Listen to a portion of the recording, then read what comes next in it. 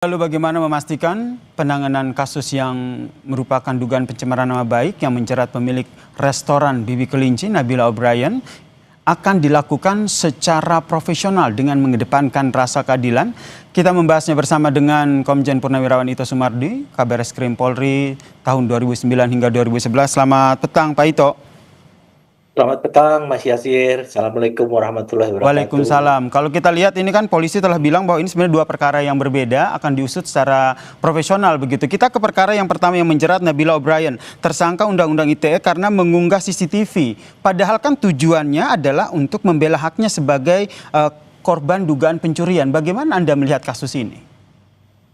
Ya, pertama saya ingin memberikan pemahaman secara umum ya Mas ya, bahwa negara kita ini kan negara hukum. Sehingga yang harus dikedepankan adalah supremasi hukum, di mana hukum itu ada di atas segalanya ya, termasuk kekuasaan, termasuk pemerintah. Kemudian yang kedua, ada persamaan di hadapan hukum atau equality before the law ya, di mana semua pihak setara tanpa memandang status. Yang ketiga adalah perlindungan hak asasi manusia dan proses hukum yang adil atau due process of law. Nah, kemudian kan polisi ini tidak bisa menolak permintaan atau laporan seseorang. Ini diatur dalam pasal 108 KUHP ya, di mana mengatur hak kewajiban seseorang untuk melaporkan dan harus diterima oleh penyidik ya, itu melalui proses penyelidikan. Kemudian apabila dalam proses penyelidikan itu ditemukan dua alat bukti yang sah, maka ditingkatkan menjadi penyidikan atau ditetapkan sebagai tersangka. Tapi jangan lupa, tersangka itu adalah kita mengadut juga azas praduga tak bersalah, presumption of innocence.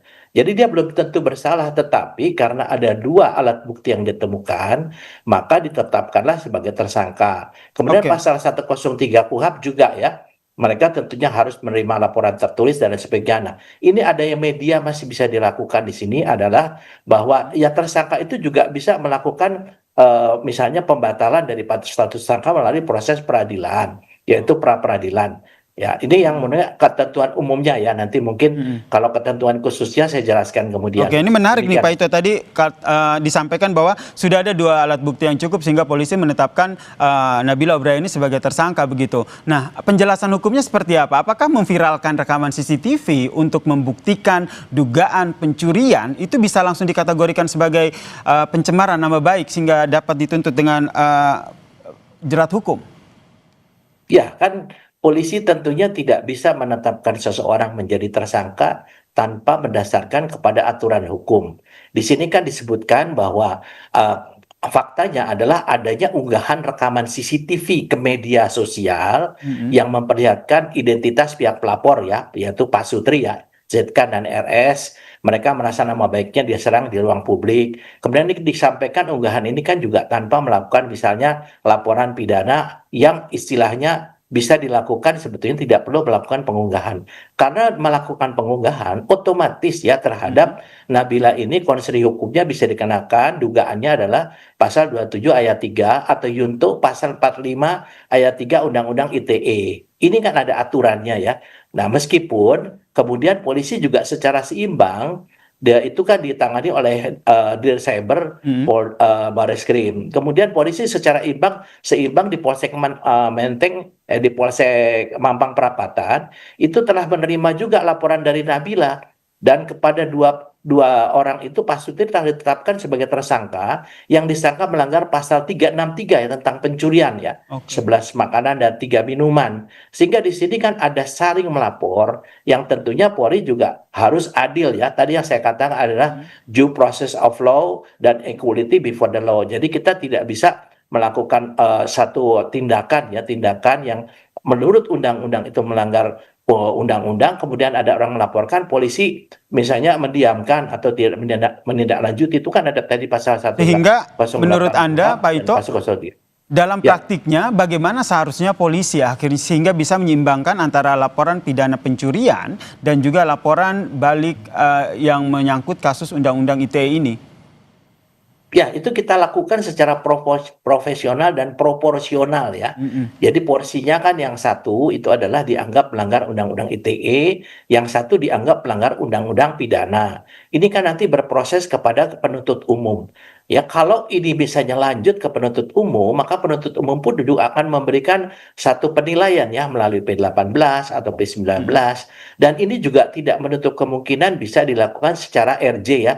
Kan di KUHP yang baru ini juga diatur tentang restoratif justice apabila dari pihak yang dirugikan ini bisa menerima permintaan maaf daripada pihak yang merugikan. Nah, ini kan kasus ini harus kita lihat secara utuh.